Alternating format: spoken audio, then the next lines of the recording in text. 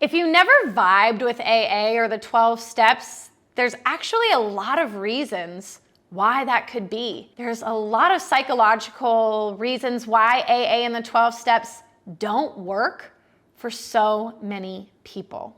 And it's time that we stop shaming ourselves because we didn't work the system. What's up, guys? My name is Magnify Maggie. I'm the creator of the Magnify method, and I'm here to help you learn how to think different in order to drink different or never again. Magnify method is an alternative recovery approach, and I also utilize the formal medical term harm reduction to take your mind off of the problem and put it on the image you wish to create. Let's get right to it. I grew up going to AA with my mom. I was part of her own moral support team starting at age 6, no lie. That's when I learned from my own aunt that addiction is permanent. Once an addict, always an addict. And I remember the exact energy and the feeling that I would get from going to these AA meetings every night. I myself as a child felt depressed. So it's no wonder that every time we left an AA meeting, my mom would literally say, "Man, I want a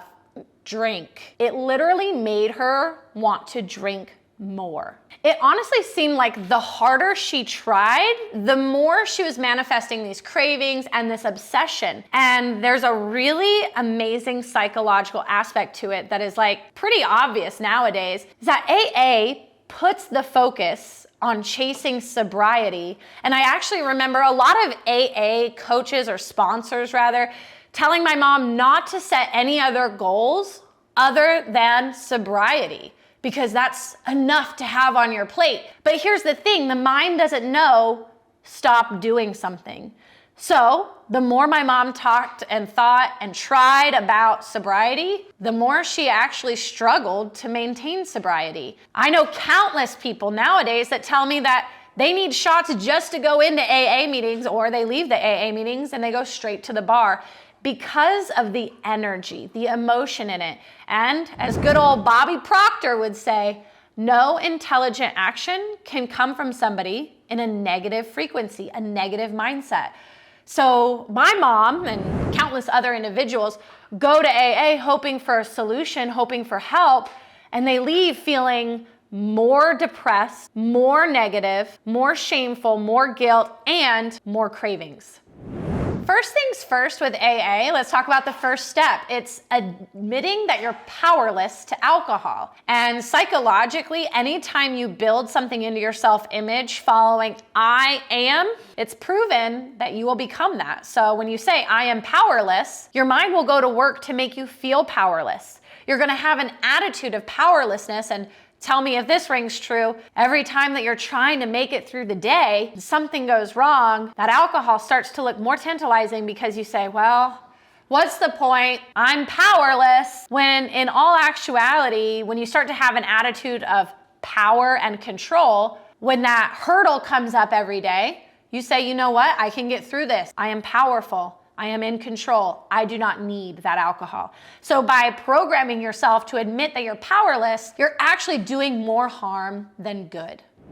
Remember that when it comes to getting new results, you have to really start to believe that you can become that person. And to be honest, traditional recovery, AA 12 steps, they don't really teach you what to expect out of life once you attain sobriety. It's like, let's put all of our focus on chasing sobriety, but then what? How are we spending our time? Who do we want to become? What types of things are we doing that are exciting and thrilling? Because remember, for a long time, I heard so many AA sponsors saying, don't set any other types of goals. Well, that leaves me sitting here twiddling my thumbs saying, I'm sober now. What to do? So by using an alternative recovery approach and taking your mind off of just chasing sobriety, you start to actually get involved with things that are substituting the drinking, the substitution method of creating passion and fulfillment that then drowns out the need to use alcohol. I have clients and members of the Magnify community that come in and tell me,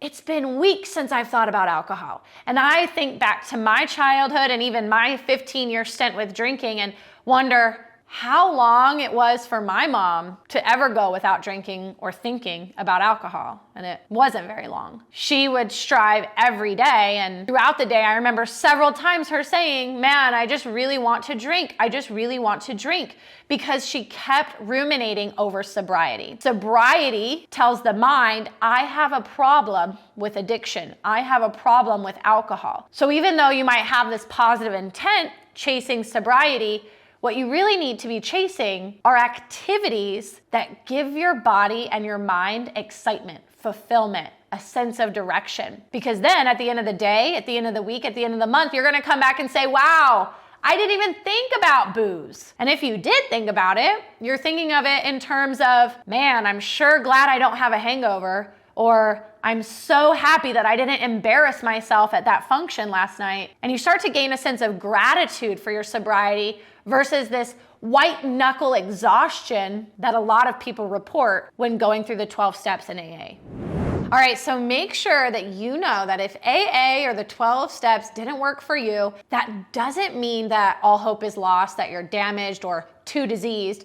It just means that you need to try something new. And if you are digging what I had to say here, make sure you check out the link below for the Magnify method. It's a 6-week self-paced course where we hang out just like this and I go through really in-depth education and inspirational topics that help you move forward with success. And if you're not ready for that, that's okay. Just make sure you subscribe, because I'm gonna be bringing all types of different education again, inspiration and motivation here for you on YouTube. And remember, until next time, that you are powerful, you are in control, and all it takes is thinking different in order to drink different, or literally never again.